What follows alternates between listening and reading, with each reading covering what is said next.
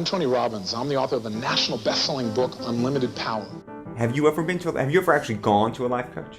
No, in fact, there was no life coach when I started. I'm the one who created that term. This is Andrew Ross Sorkin. Tony Robbins has been one of America's most popular motivational speakers for more than 30 years. His list of clients goes beyond celebrities and politicians to business titans like Paul Tudor Jones, a billionaire hedge fund manager.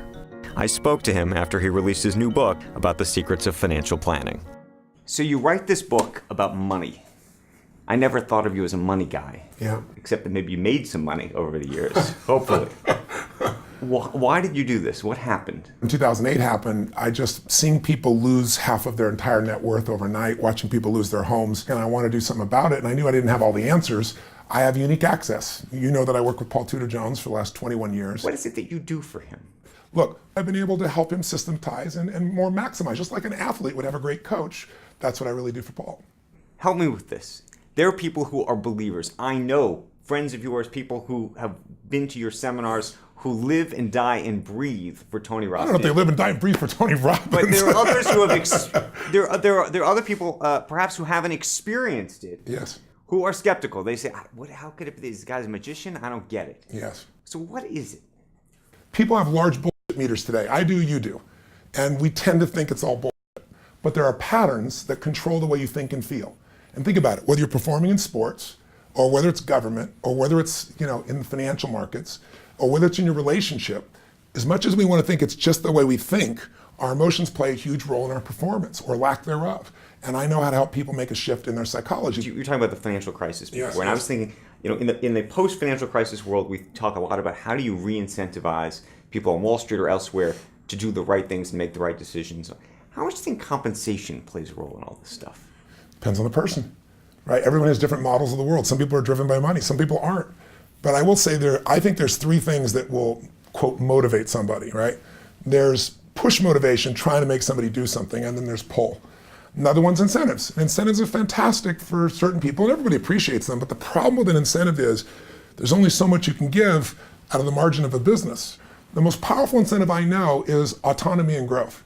The sense that I've become more, that I can give more, that I can create more.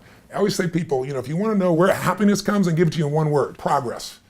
Progress equals happiness. We're not supposed to sit at the table of success and just feel good about ourselves forever. What makes us feel alive is growing, and when we grow, we have something to give. This is going to sound completely off topic. If you could go to Washington, D.C. and try to fix things and fix the culture, is there something that you would do? I had a conversation with President Obama, who I voted for, before the second election, and it was in Silicon Valley. The president came and said, "I'm not here to do a speech," and he said, "I want to learn from all of you." And I looked around for somebody else to do something. Nobody did. So I said, "Mr. President," I said, "I want you to know I supported you, but I don't know if I can vote for you the second time, and I'd like to. So I wonder if you could answer the question: how are you going to govern when you split the nation?